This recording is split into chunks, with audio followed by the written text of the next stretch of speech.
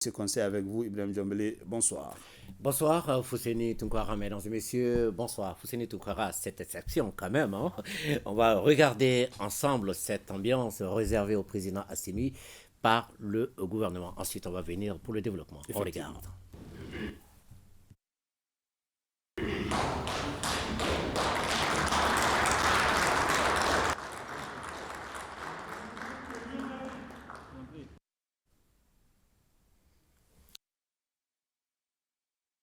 Revenons maintenant à notre texte et on commence par le chapitre des mesures législatives et réglementaires. Sur le rapport du ministre de l'Élevage et de la Pêche, le Conseil des ministres a adopté des projets de textes relatifs à la création, à l'organisation, aux modalités de fonctionnement et au cadre organique du projet de développement durable des exploitations pastorales au Sahel Mali. Le secteur agro-pastoral est un maillon essentiel de notre économie grâce à son apport en termes de création d'emplois et de richesses. Il emploie une grande partie de la population rurale et contribue pour près de 15% au produit intérieur brut, participant ainsi à l'atteinte de la souveraineté alimentaire et nutritionnelle. Malgré cette importance économique, le sous-secteur est confronté à des difficultés d'ordre génétique, sanitaire et alimentaire. Cette situation se traduit par une précarité et une faible productivité des systèmes pastoraux de production et une migration du cheptel vers les pays côtiers bénéficiant de meilleures conditions climatiques.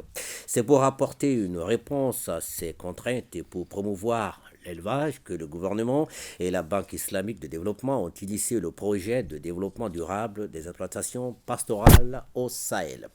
Les projets de texte adoptés créés sous forme de service rattaché le projet de développement durable des exploitations pastorales au Sahel Mali avec pour mission de contribuer à l'amélioration des conditions de vie des pasteurs et des agro-pasteurs par une optimisation des conditions d'alimentation, d'abreuvement du cheptel et un contrôle accru des maladies transfrontalières du bétail. Au chapitre des communications, le ministre des Affaires étrangères et de la coopération internationale a informé le Conseil des ministres des conclusions de la participation de la délégation malienne au deuxième sommet Russie Afrique. À l'invitation des plus hautes autorités de la Fédération de Russie, son Excellence le colonel Assimi Goïta, président de la transition, chef de l'État, a participé au deuxième sommet Russie-Afrique tenu à Saint-Pétersbourg du 27 au 30 juin 2023. Au cours de son séjour, le chef de l'État a pris part aux séquences officielles du sommet politique et du forum économique et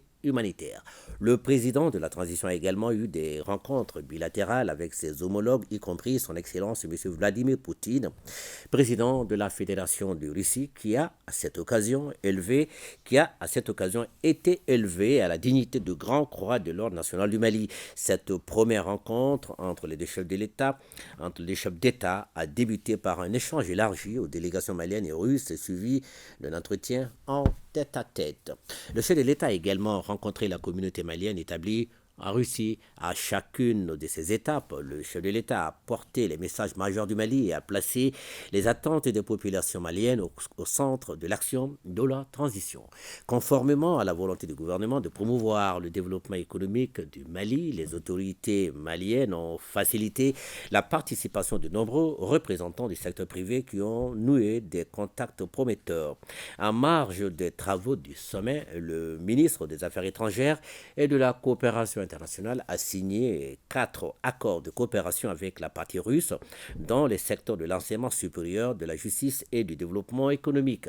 Cette visite du chef de l'État a permis de renforcer les liens de solidarité et de partenariat stratégique bilatéral entre les deux pays, particulièrement dans le domaine de la sécurité ainsi que du développement économique et social. Le ministre de la Santé et du Développement social a informé le Conseil des ministres de la situation de la maladie à coronavirus qui n'a connu aucun cas testé positif par rapport à la semaine précédente. Le président de la transition, chef de l'État, a cependant appelé la population au respect strict des mesures de prévention et de lutte contre la maladie. À vous, Fousseni Toukara. Merci beaucoup, Ibrahim Djambélé.